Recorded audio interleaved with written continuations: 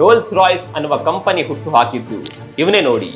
News paper ಮಾರ್ತಾ ಇದ್ದ ಹುಡುಗ ಜಗತ್ತಿನ ಬೆಲೆ ಬಾಳುವ ಕಾರ್ನ ಸಂಶೋಧಕ ಅಂದ್ರೆ ಯಾರಿಗಾದ್ರೂ ಶಾಕ್ ಆಗುತ್ತೆ.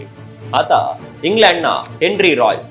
ಆತ ತನ್ನ 4ನೇ ವಯಸ್ಸಿನಲ್ಲಿ ಹಕ್ಕಿಗಳನ್ನ ಓಡಿಸ್ತಾ ಕೇವಲ ಚಿಲ್ಲರೆ ಕಾಸಿಗಾಗಿ ದುಡಿಯೋದಕ್ಕೆ ಆರಂಭ ಮಾಡ್ತಾನೆ.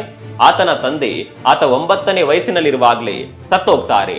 ನಂತರ ಅವನು ತನ್ನ ಕುಟುಂಬಕ್ಕೆ ಸಹಾಯ ಮಾಡೋದಕ್ಕೆ ನ್ಯೂಸ್ ಪೇಪರ್ ಮಾರೋದಕ್ಕೆ ಶುರು ಮಾಡ್ತಾನೆ. ಹೆನ್ರಿಯ ಬದುಕು ಬಹಳ ಕಷ್ಟ ಇತ್ತು. ಆತ ಅದೆಷ್ಟೋ ದಿನ ಕೇವಲ ಬ್ರೆಡ್ ತಿಂದೆ ಹೊಟ್ಟೆ ತುಂಬಿಸಿಕೊಳ್ತಾ ಇದ್ದ. ಆದರೆ ಅವನಿಗೆ ಏನಾದ್ರೂ ಹೊಸದನ್ನ ಕಲಿಯೋದಕ್ಕೆ ಬಹಳ ಆಸಕ್ತಿ ಇತ್ತು. 22ನೇ ವಯಸ್ಸಿನಲ್ಲಿ ಆತ ಸ್ನೇಹಿತನ ಜೊತೆ ಸೇರಿಕೊಂಡು ಎಲೆಕ್ಟ್ರಿಕಲ್ ಫಿಟ್ಟಿಂಗ್ಸ್ ಗಳನ್ನ ಸೇಲ್ ಮಾಡುವ ಒಂದು ಕಂಪನಿಯನ್ನ ಆರಂಭ ಮಾಡ್ತಾನೆ. ಒಂದು ದಿನ ಆತನಿಗೆ ಓಲ್ಡ್ ಫ್ರೆಂಚ್ ಕಾರ್ ಸಿಗುತ್ತೆ. ಅವನು ಅದನ್ನ ಫಿಕ್ಸ್ ಮಾಡೋದಕ್ಕೆ ಹೋಗ್ತಾನೆ. ಅದನ್ನ ಯಶಸ್ವಿಯಾಗಿ ಫಿಕ್ಸಿಂಗ್ ಮಾಡಿದ ಕೂಡಲೇ ಅವನಿಗೆ ಆಟೋಮೊಬೈಲ್ ನಲ್ಲಿದ್ದ ಅವನ ಆಸಕ್ತಿ ಇನ್ನಷ್ಟು ಹೆಚ್ಚಾಗುತ್ತೆ. ಅವನು ಉತ್ತಮ ಕಾರನ್ನ ರೆಡಿ ಮಾಡೋದಕ್ಕೆ ಶುರು ಮಾಡ್ತಾನೆ.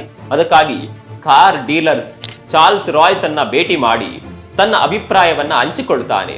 ಅವನಿಗೂ ಕೂಡ ಇದೇ ಕನಸಿದ್ದರಿಂದ 1904ರ ಡಿಸೆಂಬರ್ನಲ್ಲಿ ಅವರಿಬ್ಬರು ರೋಲ್ಸ್ ರಾಯ್ಸ್ ಅನ್ನ ಲಾಂಚ್ ಮಾಡ್ತಾರೆ. ಅವರ ಮೊದಲ ಕಾರಿನ ಬೆಲೆ 395 ಪೌಂಡ್ಸ್. ಅದು ಲಕ್ಸುರಿ ಕಾರ್ ಆಗಿ ಫೇಮಸ್ ಆಗುತ್ತೆ. ರೋಲ್ಸ್ ರಾಯ್ಸ್ ಈಗ ಜಗತ್ತಿನ ಅತಿ ಬೆಲೆ ಬಾಳುವ ಕಾರುಗಳಲ್ಲಿ ಒಂದಾಗಿದೆ.